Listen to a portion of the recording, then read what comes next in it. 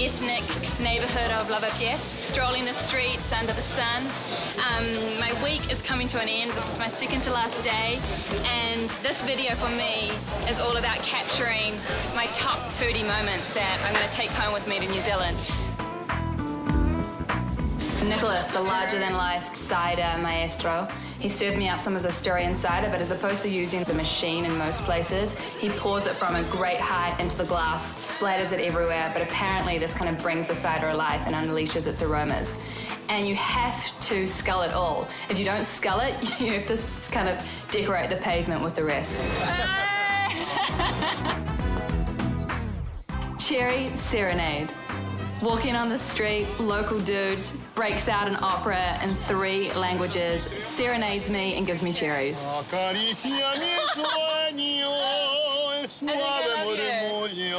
God, you're serenading me. Okay. Eres mi consuelo. Wow, bravo! Woo! Me encanta. Merci. Bonjour. Here I am in Madrid, and I find out that it has the second largest fish market in the world, which is just crazy, because when you think of fish markets, you think of busy port cities like Singapore, Tokyo, Sydney, and not like landlocked Madrid.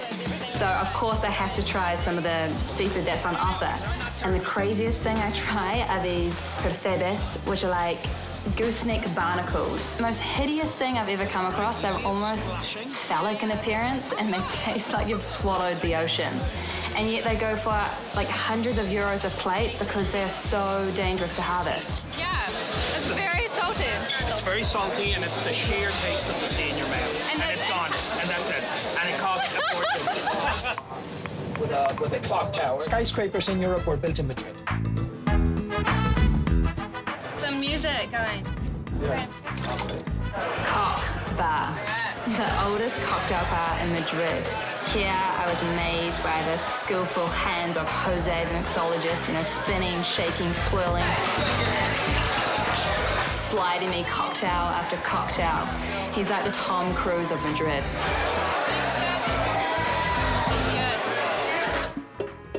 We took the Tren de la Fresa, the strawberry train, on the second oldest railway in Spain out to the local town of Aranjuez, the home of the royal palace.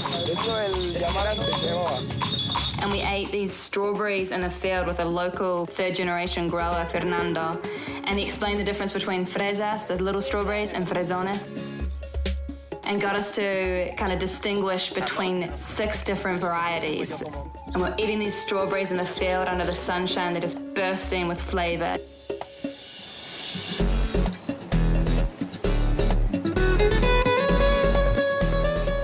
The oldest restaurant in the world, founded in 1725. You really do feel like you're back in the Middle Ages. We met with Carlos, the 3rd-generation owner, and he showed us their house special, the suckling pig, the cochinillo asado, which has only lived for 3 weeks and then is cooked for 3 hours in their original wood fire oven from 1725. This is a low light that becomes a highlight. The most confused lunch ever. 6 courses paired with sickly sweet wines. We started off good. Traditional Spanish cuisine, then somehow moved to Italy, then Japan with dumplings and tempura, over to France with this kind of rich truffle soup with raw egg. And next, I don't know. And like my life, I don't know where I'm going next. So cheers to being a nomad. However, the sommelier, he was trained by the royal family sommelier. He used to be a lawyer, left that job behind, and now he's been working here for over 10 years. Casi vino natural. O sea, este tiene levaduras indígenas. Are we gonna dance today? No, yo no. Why not? No, yo no, los clientes. O sea, yo soy muy serio. You do not look like a serious guy. He is a blind victim. At the Bell restaurant, the Reina Sofia, beautiful gardens, classy atmosphere, top chefs, and I'm served Pullman's food. You know, I'm served croquetas, I'm served patatas a la importancia, and I realized that this is all just country kind of Pullman's food that's been glorified. Oh, that's my favorite smell. And that is what Spanish food is. It's all about using local and seasonal ingredients and making do with what you have. And these dishes have become the symbols of Spanish food today.